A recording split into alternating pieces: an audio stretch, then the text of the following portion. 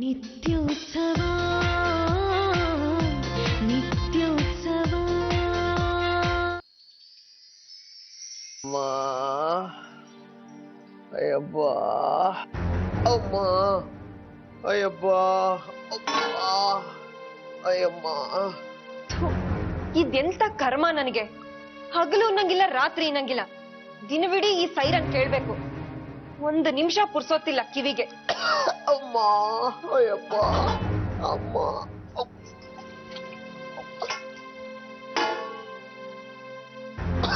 ಅಮ್ಮ ಅಯ್ಯಪ್ಪ.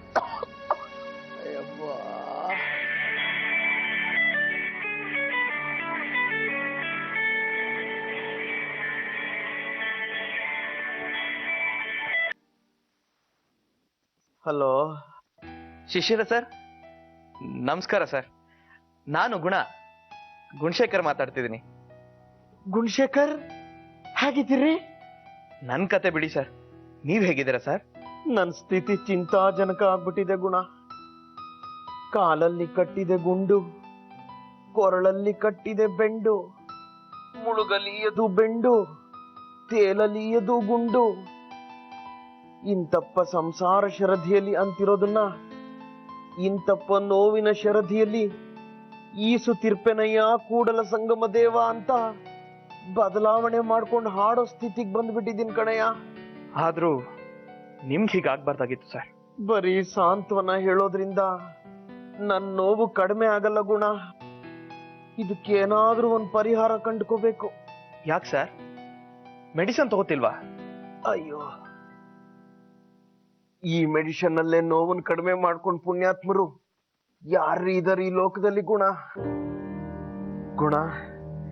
ನೀವು ದೊಡ್ಡ ಮನ್ಸು ಮಾಡಿದ್ರೆ ನನಗೋಸ್ಕರ ಮೆಡಿಸಿನ್ ತಗೊಂಡ್ ಬಂದು ನನ್ನ ನೋವನ್ನ, ಎಲ್ಲಾರ್ಗೂ ಇರಿಟೇಟ್ ಮಾಡ್ತಾ ಇರೋ ಈ ನರಳಾಟನ ದೂರ ಮಾಡ್ಬೋದು ಗುಣ.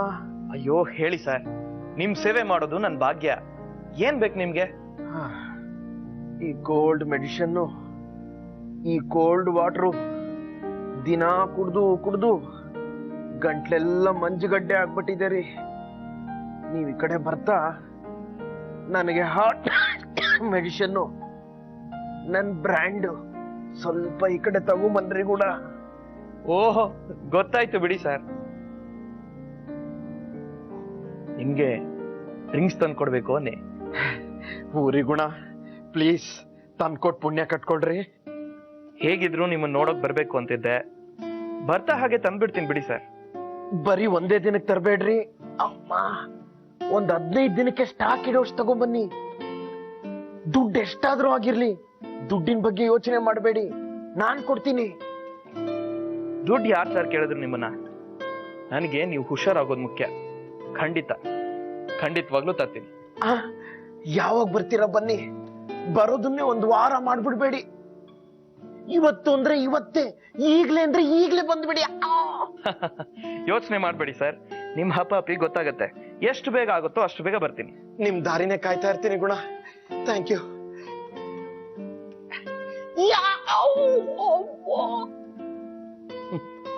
ಎಲ್ಲ ಸ್ವಯಂಕೃತ ಅಪರಾಧ. ದುಡ್ಡು ತಗೊಂಡ್ ತಕ್ಕನಾಗೆ ಕೆಲಸ ಮಾಡ್ಕೊಟ್ಟಿದ್ರೆ ಇದೆಲ್ಲ ಇರ್ತಿತ್ತ? ಮಾಡಿದ್ದು ನೋ ಮಾರಾಯ.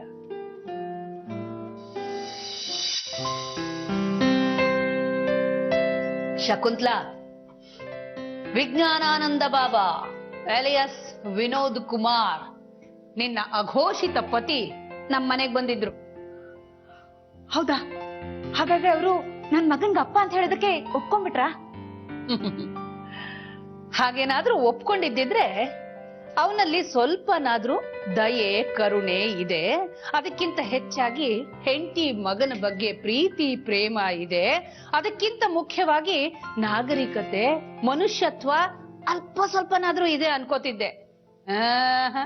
ಏನೂ ಇಲ್ಲ. ಹಾಗಾದ್ರೆ ನನ್ ಸಮಸ್ಯೆಗೆ ಪರಿಹಾರನೇ ಇಲ್ಲ. ಹಾಗನ್ಕೋಬೇಡ ಶಕುಂತ್ಲಾ, ಸಮಸ್ಯೆ ಇಷ್ಟೇ. ನಿನ್ ಗಂಡ ಸಕ್ಕರೆ ಹೋಳಿಗೆ ಮೇಲೆ ತುಪ್ಪ ಹಾಕೊಂಡು ತಿಂತ ಹಾಯಾಗಿದ್ದಾನೆ. ಈಗ ಸತ್ಯ ಒಪ್ಕೊಂಡ್ಬಿಟ್ರೆ ಎಲ್ಲಿ ಸೀದೋಗಿರೋ ರೊಟ್ಟಿ ತುಂಡು ಕಡಿಯೋ ಪರಿಸ್ಥಿತಿ ಬಂದ್ಬಿಡುತ್ತೋ ಅಂತ ಭಯ. ಅವ್ರ ಸಕ್ಕರೆ ಹೋಳಿಗೆ ತಿನ್ಕೊಂಡು ಸುಖವಾಗಿರ್ಲಿ ಬಿಡು. ನನ್ ಕರ್ಮ ನಾನು ಅನುಭವಿಸ್ತೀನಿ. ಸತಿ ಸುಮತಿ ಇವಳು. ಅವತ್ತು ಜಾಬಾಲಿ ಅಂದೆ, ಇವತ್ತು ಸುಮತಿ ಅಂತಿದ್ಯಾ? ನೀನ್ ಜಾಬಾಲಿ ತರ ಜೀವನ ನಡೆಸಿರ್ಬಹುದೇನೋ ಅಂತ ನೀನ್ ಅನುಮಾನ ಪಟ್ಟಾಗ್ಲೇ ನನಗ್ ತುಂಬಾ ಬೇಸರ ಆಯ್ತು. ಇವತ್ತು ಸುಮತಿ ಅಂತಿದ್ಯಾ? ಅವಳ ಕತೆ ಏನು? ಅಯ್ಯಯ್ಯೋ, ಬೇಜಾರ್ ಮಾಡ್ಕೋಬೇಡಮ್ಮ. ಜಾಬಾಲಿಗ್ ಹೋಲ್ಸಿದ್ದಕ್ಕೆ ನಿನಗ್ ಬೇಜಾರಾಗಿದ್ರೆ ಸುಮತಿಗ್ ಹೋಲ್ಸಿದ್ದಕ್ಕೆ ಸಂತೋಷ ಪಡ್ತೀಯಾ? ಯಾಕೆಂದ್ರೆ ಒಂದಾನೊಂದು ಕಾಲದ ಸುಮತಿ ನಡೆಯಕ್ಕೂ ಸಾಧ್ಯ ಇಲ್ದಿರೋ ತನ್ನ ರೋಗಿಷ್ಟ ಗಂಡ ಇಷ್ಟಪಟ್ಟ ಅಂತ ಅವನ ಆಸೆನ ಪೂರೈಸೋದಕ್ಕೆ ಅವನನ್ನ ಬುಟ್ಟಿಲಿಟ್ಕೊಂಡು ತಲೆ ಮೇಲೆ ಹೊತ್ಕೊಂಡು ಕರ್ಕೊಂಡು ಹೋದ್ಲಂತೆ. ಎಲ್ಲಿಗೆ ಗೊತ್ತಾ? ಅವನ ಆಸೆ ಪೂರೈಸೋದಕ್ಕೆ ವೇಶ್ಯೆ ಮನೆಗೆ. ಒಬ್ಬ ದುಷ್ಟ ಗಂಡನ ಮೇಲೆ ಇದಕ್ಕಿಂತ ಪ್ರೇಮ, ಇದಕ್ಕಿಂತ ತ್ಯಾಗ ಇರೋದುಂಟಾ? ಅಂದ್ರೆ ನನ್ ಗಂಡ ದುಷ್ಟ, ನಾನ್ ತ್ಯಾಗ ಮಾಡ್ತಿದ್ದೀನಿ ಅಂತ ಹೇಳ್ತಿದ್ಯಾ ಪ್ರತಿಭಾ? ಮತ್ತಿನ್ನೇನೆ ಶಕುಂತ್ಲಾ, ಆ ನಿನ್ನ ಗಂಡ ನಿನ್ನ ಮದ್ವೆನೇ ಆಗಿಲ್ಲ, ನಿನ್ ಜೊತೆ ಸಂಸಾರನೇ ಮಾಡಿಲ್ಲ, ನಿನ್ನಿಂದ ಮಗುನೇ ಆಗಿಲ್ಲ. ತನಗ ಬುದ್ಧಿ ತಿಳಿದಾಗಿನಿಂದ ಆ ಊರಲ್ಲಿ ಈ ಊರಲ್ಲಿ ಆಶ್ರಮಗಳಲ್ಲಿ ಗುರು ಸೇವೆ ಮಾಡ್ಕೊಂಡು ತಪಸ್ಸು ಮಾಡ್ಕೊಂಡು ಕಾಲ ಕಳೆದಿದ್ದೀನಿ ಅಂದ.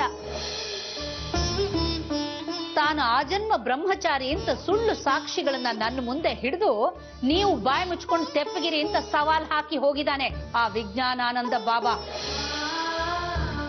ಇಂದಿನ ವಿಜ್ಞಾನ ತಂತ್ರಜ್ಞಾನನ ಬಳಸ್ಕೊಂಡು ಒಂದಷ್ಟು ನಕಲಿ ಫೋಟೋಗಳನ್ನ ಸೃಷ್ಟಿ ಮಾಡಿದಾನೆ. ಅಲ್ಲಿಗೆ ನಿನ್ ಮನ್ಸು ಕ್ಲಿಯರ್ ಆಯ್ತಲ್ಲ. ಅವರು ಸಂಸಾರಿಯಾಗಿದ್ರು, ಅವ್ರಿಗೊಬ್ಬ ಮಗ ಇದ್ದಾನೆ ಅನ್ನೋ ವಿಷಯ ಈ ಜಗತ್ತಿಗೆ ತಿಳಿಯೋದವ್ರಿಗೆ ಇಷ್ಟ ಇಲ್ಲ ಅಂತ. ಹೌದು ಶಕುಂತ್ಲಾ, ಕಳ್ಳರಿಗೆ ತಾವು ಮಾಡೋ ಕಳ್ತನ ಸಮಾಜಕ್ಕೆ ತಿಳಿಬಾರ್ದು ಅಂತಾನೆ ಇಷ್ಟ. ಭ್ರಷ್ಟ ರಾಜಕಾರಣಿಗಳಿಗೆ, ಅಧಿಕಾರಿಗಳಿಗೆ ತಾವು ತಗೊಳ್ಳೋ ಲಂಚ ಸಮಾಜಕ್ಕೆ ತಿಳಿಬಾರ್ದು ಅಂತಾನೆ ಇಷ್ಟ. ಢೋಂಗಿ ಸ್ವಾಮಿಗಳಿಗೆ ತಾವಾಗಿರೋ ಮದುವೆ ಸಮಾಜಕ್ಕೆ ತಿಳಿಬಾರ್ದು ಅಂತಾನೆ ಇಷ್ಟ. ಯಾರ್ ತಾನೇ ತಾವು ಮಾಡಿರೋ ತಪ್ಪು ಸಮಾಜಕ್ಕೆ ತಿಳಿಲಿ ಅಂತ ಇಷ್ಟಪಡ್ತಾರೆ? ಸಮಾಜದಿಂದ ಪಡ್ಕೋತಾ ಇರೋ ಲಾಭನ ಕಳ್ಕೊಳಕ್ ಇಷ್ಟಪಡ್ತಾರ? ಹೋಗ್ಲಿ ಬಿಡು, ಇಂಥ ಸಮಾಜದಲ್ಲಿ ನನ್ ಗಂಡನ ಒಬ್ರು ಅಂತ ತಿಳ್ಕೊಂಡು ನಾವು ಸುಮ್ಮನಾಗ್ಬೇಡ. ಹಾಗೆ ಎಲ್ಲರೂ ಸುಮ್ನೆನೆ ಇದ್ಬಿಟ್ರೆ ಸಮಾಜದಲ್ಲಿ ನ್ಯಾಯ ಅನ್ನೋದು ಎಲ್ಲಿರುತ್ತೆ? ಪೊಲೀಸು, ಕೋರ್ಟು, ಲೋಕಾಯುಕ್ತ ಎಲ್ಲ ಇದ್ದು ಕೂಡ ದಿನ ಪೇಪರ್ ಅಲ್ಲಿ ನಾವು ಅದೆಷ್ಟು ಹಗರಣ, ದುರಂತ, ಅಪರಾಧಗಳ ಬಗ್ಗೆ ಓದ್ತಾನೆ ಇರ್ತೀವಿ, ಟಿವಿ ನೋಡ್ತಾನೆ ಇರ್ತೀವಿ. ಅಪರಾಧ ಮಾಡೋರು, ತಪ್ಪು ಮಾಡೋರು ಮಾಡ್ತಾನೆ ಇರ್ಲಿ ಅಂತ ಸುಮ್ನೆ ಇದ್ಬಿಟ್ರೆ ಏನ್ ಗತಿ? ಈಗ ಅವ್ರು ಸತ್ಯ ಒಪ್ಕೊಳ್ಳೋಕ್ ತಯಾರಾಗಿಲ್ಲ ಅಂದ್ರೆ ನಾವ್ ಏನ್ ಮಾಡೋದಕ್ ಸಾಧ್ಯ? ಸತ್ಯ ಒಪ್ಕೊಳ್ಳೋ ಹಾಗೆ ಮಾಡ್ಬೇಕು. ನಿಮ್ಮ ಮದುವೆ ನಡೆದಿಲ್ಲ ಅನ್ನೋದಕ್ಕೆ ಸುಳ್ಳು ಸಾಕ್ಷಿಗಳನ್ನ ಅವರು ಸೃಷ್ಟಿ ಮಾಡೋದಾದ್ರೆ, ನಿಮ್ಮ ಮದುವೆ ನಡೆದಿದೆ ಅನ್ನೋದಕ್ಕೆ ಸಾಕ್ಷಿನ ಸಮಾಜದ ಮುಂದೆ ಇಟ್ರೆ ಆಯ್ತು. ನಿಮ್ ಮದುವೆ ಫೋಟೋಸ್ ಕೊಡು, ಮದುವೆ ಸರ್ಟಿಫಿಕೇಟ್ ಇದ್ರೆ ಅದನ್ನು ಕೊಡು. ಇಲ್ಲ ಪ್ರತಿಭಾ, ಅದ್ಯಾವುದೂ ಇಲ್ಲ. ಯಾಕಿಲ್ಲ? ಅವ್ರು ನನ್ನ ಬಿಟ್ಟು ಹೋಗೋವಾಗ್ಲೇ ಮದ್ವೆ ಫೋಟೋಸ್ನೆಲ್ಲ ತಗೊಂಡು ಹೋಗ್ಬಿಟ್ಟಿದ್ದಾರೆ. ನಿನ್ ಮಗನ್ ಬರ್ತ್ ಸರ್ಟಿಫಿಕೇಟ್ ಕೊಡು, ಅದ್ರಲ್ಲಿ ಅವನ್ ತಂದೆ ಹೆಸರು ಇರುತ್ತಲ್ಲ. ನಿನ್ ಮಗನ್ನ ಸ್ಕೂಲಿಗೆ ಸೇರ್ಸಕ್ಕಾದ್ರೂ ನಿನ್ನ ಹತ್ರ ಅದು ಇರ್ಲೇಬೇಕಲ್ಲ? ಇರಬಹುದು, ಅದನ್ ಕೊಡು ಪ್ಲೀಸ್ ಪ್ರತಿಭಾ. ನಾನ್ ನಿನ್ನೇನು ಕೇಳ್ಬೇಡ, ನಂಗ ಅವ್ರನ್ನ ಬಯಲ್ಗೆಳೆಯೋದಕ್ಕೆ ಇಷ್ಟ ಇಲ್ಲ. ಅಂದ್ರೆ ಶಕುಂತ್ಲಾ, ನಿನ್ಗೆ ನಿನ್ ಗಂಡ ಬೇಡದೆ ಇರ್ಬೋದು, ಆದ್ರೆ ನಿನ್ ಮಗನಿಗೆ ತನ್ನ ತಂದೆ ಯಾರು ಅಂತ ತಿಳ್ಕೋಬೇಕಾಗಿದೆ ಕಣೆ. ಪ್ಲೀಸ್ ಪ್ರತಿಭಾ, ನಂಗೆ ಬೇಡ ನೋಡು, ನಂಗೆ ಯಾರು ಬೇಡ, ಏನು ಬೇಡ. ಶಕು, ನಿಖಿಲ್ ಈಗ ಬಂದ್ಯಪ್ಪ? ಹೌದು. ನನಗೆ ನಿನ್ನ ಬ್ಲಡ್ ಸ್ಯಾಂಪಲ್ ಬೇಕಾಗಿದೆ. ಇಲ್ಲೇ ಹತ್ರ ಯಾವ್ದಾದ್ರು ಡಾಕ್ಟರ್ ಹತ್ರ ಹೋಗಿ ಕ್ಲಿನಿಕ್ ಅಲ್ಲಿ ತಗೊಳ್ಳೋಣ. ಯಾಕೆ ನನ್ ಬ್ಲಡ್ ಸ್ಯಾಂಪಲ್? ನಿನ್ ತಂದೆ ಯಾರು ಅಂತ ಪ್ರೂವ್ ಮಾಡೋದಕ್ಕೆ. ಬೇಡಿ ಆಂಟಿ, ಬೇಡಿ. ಇಷ್ಟು ದಿವಸ ನನಗೆ ತಿಳಿದೇ ಇರೋ ತಂದೆ ಬಗ್ಗೆ ಈಗ ತಿಳ್ಕೊಳ್ಳೋದಿಕ್ಕೆ ಇಂಟ್ರೆಸ್ಟ್ ಇಲ್ಲ. ನನಗೆ ಅದ್ರ ನೆಸೆಸಿಟಿನೇ ಇಲ್ಲ. ನಿಖಿಲ್, ನೀನು ನಿನ್ ತಂದೆ ಯಾರು ಅಂತ ಗೊತ್ತಿಲ್ದೆ ಪಟ್ಟಿರೋ ಅವಮಾನನ ನೆನ್ಪಿಸ್ಕೊ. ಆಂಟಿ, ಅಂತ ಅವಮಾನ, ದುಃಖ, ನೋವು ಎಲ್ಲವನ್ನ ಈ ಜಗತ್ತಿನ ತಂದೆಯ ಬಗ್ಗೆ ತಿಳ್ಕೊಂಡ್ರೆ ಹೊಟ್ಟೋಗುತ್ತೆ. ನಿನ್ ತಂದೆ ಬಗ್ಗೆ ತಿಳ್ಕೊಳ್ಳೋ ಅಂತ ಹೇಳಿದ್ರೆ ಜಗತ್ತಿನ ತಂದೆ ಬಗ್ಗೆ ತಿಳ್ಕೊತಾನಂತೆ. ನೀನೀಗ ಬ್ಲಡ್ ಸ್ಯಾಂಪಲ್ ಕೊಡ್ತೀಯೋ ಇಲ್ವೋ? ಇಲ್ಲ. ಕೊಡಲ್ಲ. ನಂಗೆ ಅಪ್ಪನೂ ಬೇಡ, ಯಾರು ಬೇಡ. ಏಯ್ ನಿಂತ್ಕೊಳ್ಳೋ ಇಲ್ಲಿ. ಚೆನ್ನಾಗಿದ್ದೀರಾ ಅಮ್ಮ ಮಗ? ಮಗನಿಗೆ ಅಪ್ಪ ಬೇಡವಂತೆ, ಇವಳಿಗೆ ಗಂಡ ಬೇಡವಂತೆ. ಇಬ್ರಿಗೂ ಸತ್ಯ ಬೇಕಾಗಿಲ್ಲ, ಆದ್ರೆ ಸತ್ಯ ನನಗ್ ಬೇಕು, ಈ ಜಗತ್ತಿಗೆ ಬೇಕು, ಈ ಸಮಾಜಕ್ಕೂ ಬೇಕು. ಇಲ್ಲ ಅಂದ್ರೆ ಇಂಥ ವಂಚಕರು ಅಣಬೆಗಳ ತರ ಹುಟ್ಕೋತಾರೆ. ನೀವು ಬಿಟ್ರು ನಾನ್ ಬಿಡಲ್ಲ. ಆ ಬದ್ಮಾಶ್ ಬಾಬಾನ ಬಣ್ಣದ ಮುಖವಾಡ ಕಳಚಿ ತೋರಿಸ್ತೀನಿ, ನೋಡ್ತಾ ಇರಿ. ನಿಮ್ಮಂತ ಬಲಿ ಪಶುಗಳು ಬಾಯಿ ಮುಚ್ಕೊಂಡು ಬಿದ್ದಿರೋದ್ರಿಂದಾನೇ ಶೋಷಣೆ ಸಾಂಗೋಪಸಾಂಗವಾಗಿ ಸಾಗ್ತಾ ಇರೋದು. ಶೋಷಕರು ಎಗ್ಗಿಲ್ದೆ ಹೆಚ್ಚಾಗ್ತಾ ಇರೋದು. ಚರಿತ್ರೆ ಮತ್ತೆ ಮತ್ತೆ ಪುನರಾವರ್ತನೆ ಆಗ್ತಾ ಇರೋದು. ಶಕುಂತಲೆಯರ ಸಂಖ್ಯೆ ದಿನೇ ದಿನೇ ಜಾಸ್ತಿ ಆಗ್ತಾ ಇರೋದು. ಸರ್ ಸರ್, ಓ ಗುಣ, ಹುಷಾರ್, ಬನ್ನಿ ಕೂತ್ಕೊಳ್ಳಿ. ಓ ಅಮ್ಮ, ಎಲ್ರಿ ಹೋಗಿದ್ರಿ? ನೊಂದು ಸತ್ತೇ ಹೋಗ್ತಿದ್ದೆ. ಕೊನೆಗಾಲದಲ್ಲಿ ಜೀವ ಸೆಲೆ ತರ ಕಾಣಿಸ್ಕೊಂಡ್ರಿ. ಅಲ್ಲ ರೀ, ನೆನ್ನೆನೆ ಬರ್ತೀನಿ ಅಂತ ಹೇಳಿದ್ರಲ್ಲ, ಕಾಯ್ಕೊಂಡ್ ಕೂತ್ಕೊಂಡಿದ್ದೆ. ಹೋಗ್ಲಿ ಬಿಡಿ, ಬೆಟರ್ ಲೇಟ್ ದಾನ್ ನೆವರ್ ಅಂತ. ಎಲ್ಲಿ ಮೆಡಿಸಿನ್ಸು ಕೊಡಿ ಬೇಗ, ಕೊಡಿ ಬೇಗ. ಗಂಟ್ಲೆಲ್ಲ ಫ್ರೀಸ್ ಆಗ್ಬಿಟ್ಟಿದೆ. ತನ್ನಿ ತನ್ನಿ. ಅಪ್ಪ,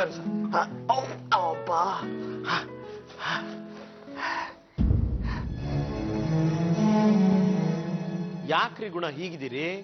ಏನಾಯ್ತು? ನನ್ ಮುಖದಲ್ಲಿ ಇರ್ಬೇಕಾದ ಪೈನು ನಿಮ್ ಮುಖದಲ್ಲಿ ಯಾಕ್ರಿ ಇದೆ? ಏನ್ರಿ ಆಯ್ತು ಅಂತದ್ದು? ಸರ್, ಅದು ನಿಮ್ಮ ಮನೆನ ಬ್ಯಾಂಕ್ನವರು ಸೀಸ್ ಮಾಡಿದ್ದಾರೆ ಸರ್. ಏನು? ನನ್ನ ಮನೆ ಸೀಸಾ? ಅದು ಬ್ಯಾಂಕ್ನವರು. ನಾನು ಯಾವ ಲೋನು ತಗೊಂಡಿಲ್ಲ. ನನ್ನ ಮನೆನ ಅಡ ಇಟ್ಟು ಯಾವ ಎಕ್ಸ್ಟರ್ನಲ್ ಲೋನು ತಗೊಂಡಿಲ್ಲ. ಮನೆ ಡಾಕ್ಯುಮೆಂಟ್ಸು ಇತ್ಯಾದಿ ಇತ್ಯಾದಿ 10 ಸಲ ಚೆಕ್ ಮಾಡಿಸಿ ಮನೆ ತಗೊಂಡಿರೋದು. ಅದು ಅಕ್ರಮ ಜಾಗದಲ್ಲಿ ನಮ್ಮ ಮನೆ ಕಟ್ಟಿದ್ದೀನಿ ಅಂತಲೂ ನನ್ನ ಮೇಲೆ ಆರೋಪ ಮಾಡೋ ಹಾಗಿಲ್ಲ. ಅಂದಮೇಲೆ ಇನ್ಯಾಕೆ ರಿಸೀಸ್ ಆಗುತ್ತೆ ನಮ್ಮ ಮನೆ? ಸರ್, ನೀವು ಶ್ಯೂರಿಟಿ ಹಾಕಿದ್ರಂತಲ್ಲ ಸರ್ ಒಬ್ಬರಿಗೆ, ಸತ್ಯದೇವ್ ಉಸ್ಗಾಂವ್ಕರ್ ಅಂತ. ಅವರು 6 ತಿಂಗಳಿಂದ ಸಾಲನು ಕಟ್ಟಿಲ್ಲ, ನೋಟಿಸ್ಗಳಿಗೆ ರೆಸ್ಪಾನ್ಸು ಮಾಡಿಲ್ಲ ಸರ್.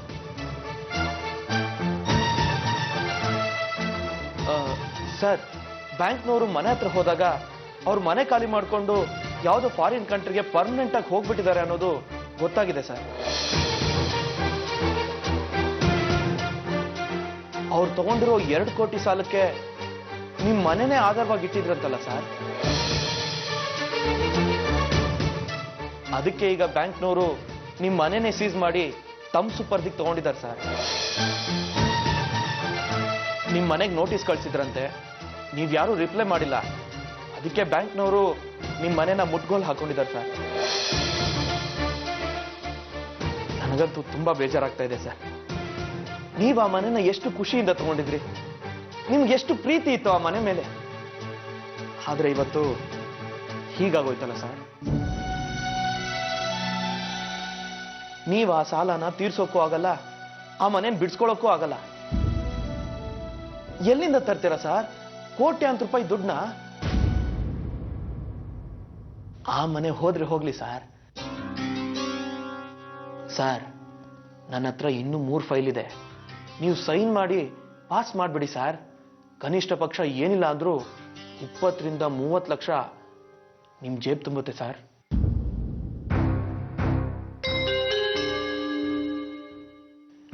ನೀವ್ ಎಸ್ ಅನ್ನಿ ಸರ್, ನಾಳೆನೆ ಫೈಲ್ ತಗೊಂಡು ಹಾಜರಾಗ್ಬಿಡ್ತೀನಿ. ಏನ್ ಸರ್, ಫೈಲ್ಗಳು ತಗೊಂಡ್ ಬರ್ಲಾ? ಯೋಚನೆ ಮಾಡಿ ಸರ್, ಈ ತರದ್ 10 ಫೈಲ್ನ ನೀವು ಪಾಸ್ ಮಾಡ್ಬಿಟ್ರೆ ಸಾಕು, 1-1.5 ಕೋಟಿ ನಿಮ್ದಾಗತ್ತೆ. ಆ ಮನೆ ಏನ್ ಸಾರ್, ಅದ್ರ ಅಪ್ಪನಂತ ಮನೆ ನಿಮ್ದಾಗತ್ತೆ. ಹ್ಞೂ ಅಂದ್ಬಿಡಿ ಸಾರ್, ಹ್ಞೂ ಅನ್ನಿ ಸಾರ್. ಗುಣ, ಸುಮ್ನೆ ನನ್ನ ತಲೆ ತಿನ್ಬೇಡ್ರಿ. ನೋಡಿ, ಇನ್ ಮುಂದೆ ನಾನು ಲಂಚ ತಗೊಳ್ಳೋದಿಲ್ಲ. ದುಡ್ಡಿಲ್ದೆ ಸತ್ರು ಸರಿ, ನಾನ್ ಲಂಚ ಮುಟ್ಟಲ್ಲ. ಇದೇನ್ ಸರ್ ಇದು? ನೀವ ಈ ಮಾತು ಹೇಳ್ತಿರೋದು? ಹೌದ್ರಿ, ನಾನೇ ಹೇಳ್ತಿರೋದು. ಇನ್ ಮುಂದೆ ಲಂಚದ ವಿಷಯ ನನ್ನ ಹತ್ರ ಎತ್ತಬೇಡಿ. ಅದ್ ಹಾಗಲ್ಲ ಸರ್. ನೋಡಿ, ನೀವು ಬಂದು ತುಂಬಾ ಹೊತ್ತಾಯ್ತು, ನೀವಿನ್ ಹೊರಡಿ. ನನ್ ಮಾತು ಕೇಳಿ ಸರ್. ನೋಡಿ, ನಿಮ್ಮ ಉಪದೇಶ ಉಪಕಾರಕ್ಕೆ ತುಂಬಾ ಥ್ಯಾಂಕ್ಸ್. ನಿಮ್ ಅಗತ್ಯ ಬಿದ್ದಾಗ ನಾನೇ ಫೋನ್ ಮಾಡಿ ಕರ್ಸ್ಕೊಳ್ತೀನಿ. ಪ್ಲೀಸ್ ನೀವು ಹೊರಡಿ. ಆಗ್ಲಿ ಸರ್, ಆದ್ರೆ ನನ್ನ ಫೋನ್ ಯಾವಾಗ್ಲೂ ಆನ್ ಇರುತ್ತೆ. ನಿಮಗ್ ಮಧ್ಯರಾತ್ರಿ ಜ್ಞಾನೋದಯ ಆದ್ರೂ ಒಂದೇ ಒಂದು ಕಾಲ್ ಮಾಡ್ಬಿಡಿ, ನಾನು ಓಡ್ ಬಂದ್ಬಿಡ್ತೀನಿ. ಸರಿ ಪ್ಲೀಸ್. ಸರಿ ಸರ್, ನಾನಿನ್ ಬರ್ತೀನಿ.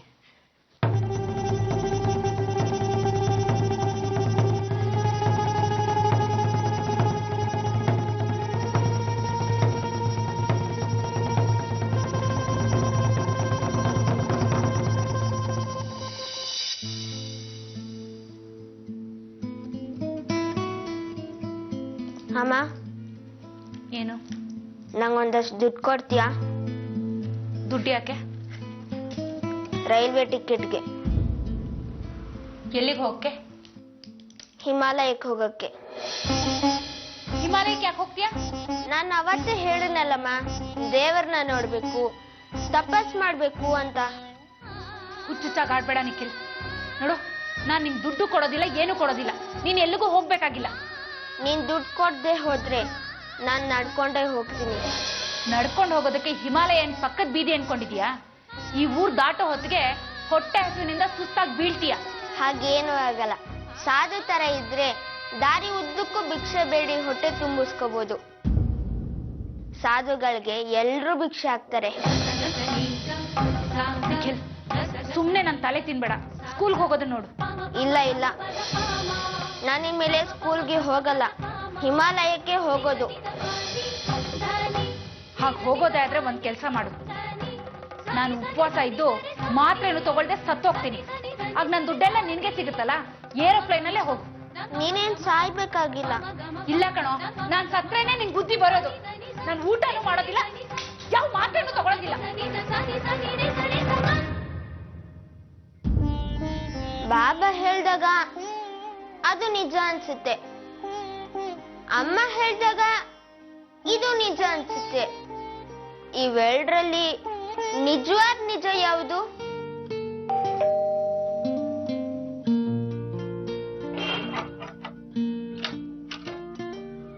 ಓಹೋ, ಬರಬೇಕು ಬರಬೇಕು.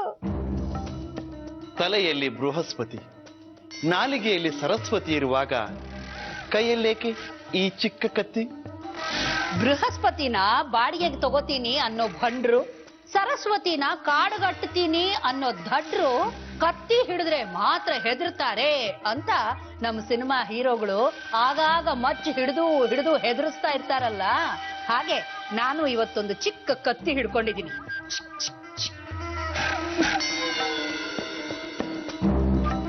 ಅಂದ್ರೆ ತಾವು ಕೂಡ ಈಗ ಹೀರೋ ತರ ಕತ್ತಿ ಹಿಡಿದು ನಮ್ಮನ್ನ ನಾಶ ಮಾಡೋದಕ್ಕೆ ಸಿದ್ಧವಾಗಿದ್ದೀರಾ? ನಾಶ ಮಾಡೋ ಕಾಂಟ್ರಾಕ್ಟ್ನೆಲ್ಲ ತಮ್ಮಂತವ್ರೆ ತಗೊಂಡ್ಬಿಟ್ಟಿದ್ದೀರಲ್ಲ. ನಾನೀಗ ಸದ್ಯಕ್ಕೆ ಹಣ್ಣು ಹೆಚ್ಚುತ್ತಾ ಇದ್ದೀನಿ. ಯೋಗ್ಯರಿಗೆ ಮಾತ್ರ ನನ್ನಿಂದ ಹಣ್ಣು ಸಿಗುತ್ತೆ. ನಾನು ಅಯೋಗ್ಯ, ನನಗೆ ಹಣ್ಣು ಕೊಡೋದಿಲ್ಲ, ಬೇಕಾದ್ರೆ ಈ ಕತ್ತಿಯಿಂದ ತಿವಿದು ಗಾಯ ಮಾಡ್ತೀನಿ ಅಂತ ಹೇಳಿ ಪ್ರತಿಭಾ ಅವರೇ. ಹೆಣಕ್ಕೆ ಯಾರು ಗಾಯ ಮಾಡಲ್ಲ. ಪ್ರತಿಭಾ ಅವರೇ, ಇದು ಅತಿ ಆಯ್ತು. ನಿಮ್ಮೊಂದಿಗೆ ಜೀವಂತವಾಗಿ ನಿಂತು ಮಾತಾಡ್ತಿರೋನ್ನ ಹೆಣ ಅಂತ ಕರೆಯೋ ನಿಮ್ಮ ಅನಾಗರಿಕತೆಯನ್ನ ನಾನು ಖಂಡಿಸ್ತೀನಿ. ನಿಮ್ಮಲ್ಲಿ ನೀತಿ, ನಿಯಮ, ದಯ, ಧರ್ಮ ಅನ್ನೋದು ಜೀವಂತವಾಗಿದ್ರೆ ತಾನೆ ನೀವು ಬದುಕಿದ್ದೀರಾ ಅಂತ ಹೇಳೋದಕ್ ಸಾಧ್ಯ. ಮೈಯಲ್ಲಿ ಗಾಳಿ ಆಡ್ತಾ ಇದ್ರೆ ಬದುಕಲ್ಲ, ಮನುಷ್ಯತ್ವ ಆಡ್ಬೇಕು ರೀ. ಅದೇ ಇಲ್ಲ ಅಂದ್ಮೇಲೆ ನೀವು ಬದುಕಿದ್ದು ಸತ್ ಹಾಗೆ ಅಲ್ವಾ? ಪ್ರತಿಭಾ ಮೇಡಮ್, ನೀವು ಯಾವ್ದಾದ್ರು ಸ್ಕೂಲ್ನಲ್ಲಿ ಟೀಚರ್ ಆಗಿ ಟೀಚ್ ಮಾಡಿದ್ರೆ ಒಳ್ಳೇದು. ಏನ್ ಪ್ರಯೋಜನ ಹೇಳಿ? ಒಂದ್ ಕಡೆಯಿಂದ ನಾನು ಮಕ್ಕಳಿಗೆ ಟೀಚ್ ಮಾಡ್ತಾ ಮಾಡ್ತಾ ಅವ್ರನ್ನ ಮನುಷ್ಯರನ್ನಾಗಿ ಮಾಡ್ತೀನಿ, ನೀವು ಇನ್ನೊಂದ್ ಕಡೆಯಿಂದ ಅವ್ರನ್ನ ಚೀಟ್ ಮಾಡ್ತಾ ಮೂರ್ಖರನ್ನಾಗಿ ಮಾಡ್ತೀರಾ.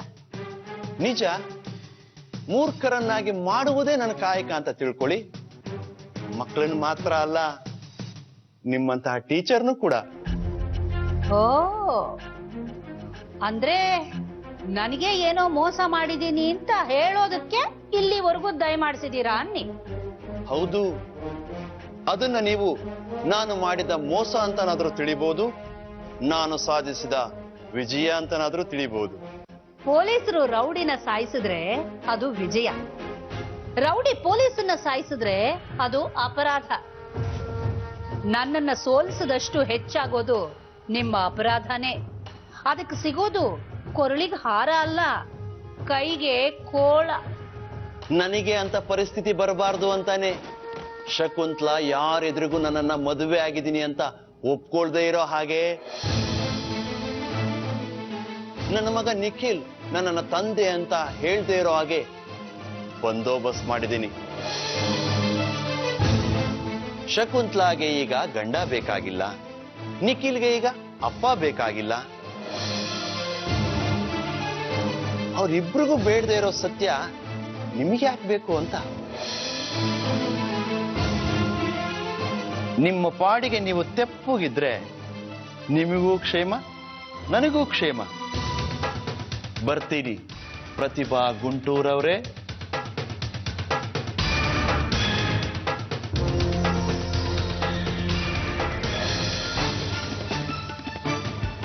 ಹೆಂಡತಿ ಮಗನ್ನ ಹೆದರ್ಸಿ ಅವ್ರ ಬಾಯಿ ಮುಚ್ಚಿದೀರಾ? ನಾನ್ ಅವ್ರ ಬಾಯಿ ಬಿಡಿಸ್ತೀನಿ.